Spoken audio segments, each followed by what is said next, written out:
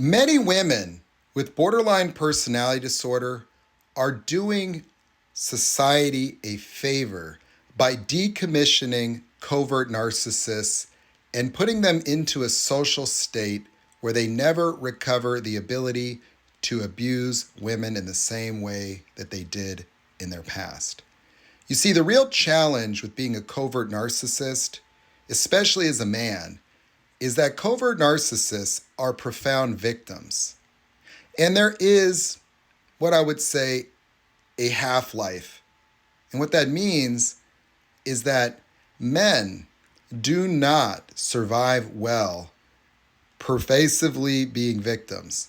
There's only a certain amount of future faking that you can get away with.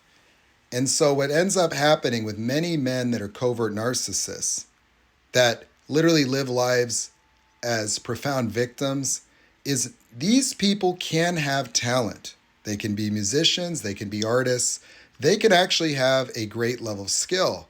See, narcissists can be perfectionists. They could be very driven because they're very, very averse to mistakes.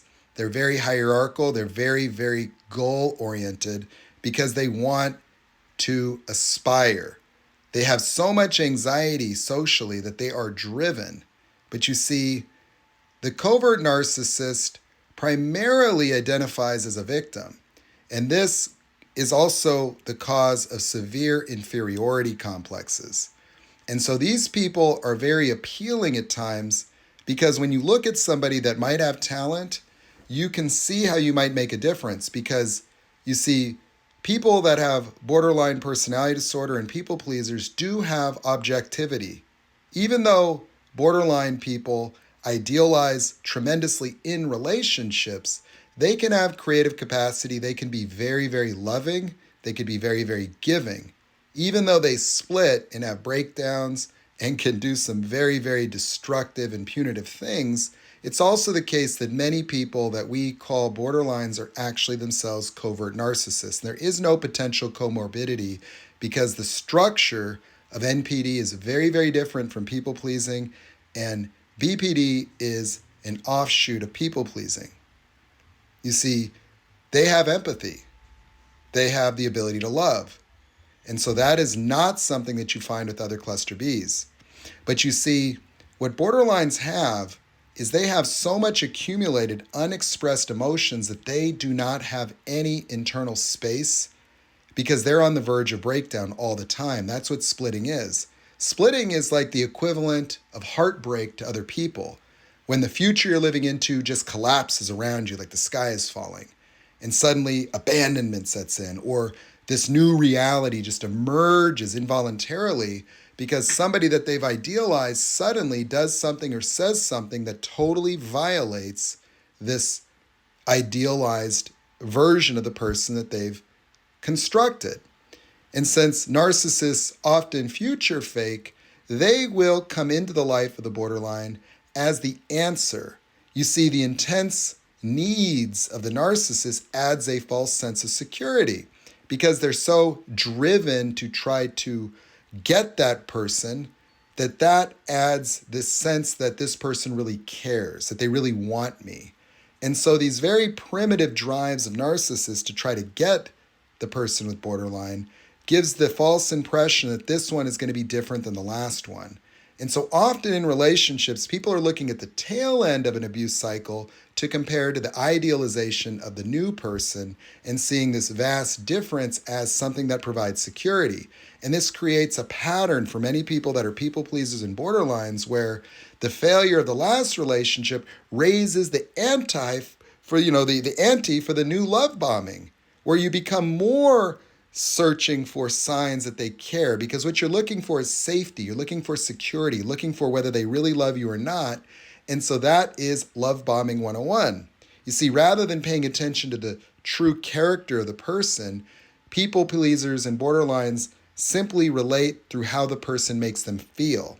And so if you ask somebody with borderline or a people pleaser, what is it that you loved about that narcissist? Well, the way they made me feel. And so it's really just an addiction to the highs that they experience. You see, having all of your triggers turned off can be euphoric. can be very, very euphoric, because the vast difference between the feeling of abandonment and the feeling of being secure can create a high, can create a rush of dopamine. Because you see, if you've been pervasively abused, devalued, and negated throughout life, you've been sustained in pervasive anxiety, depression, self-doubt. And what that causes is this depressed neurological activity. But you see, just like in drug addiction, the brain corrects anomalous physiology. That the brain has the ability to become addicted to drugs because the brain will normalize all neurological activity, even in the instances where somebody's malnourished, for example.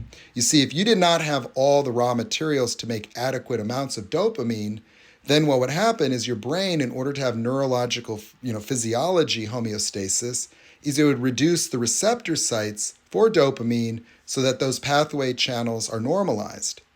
And in the case where somebody takes exogenous drugs, for example, the downregulation of receptors restores normal physiological states. And so our ability to get addicted to drugs demonstrates the fallacy of modern psychiatry. See, brain chemistry issues are not actually the cause of mental health disorders, they are the result.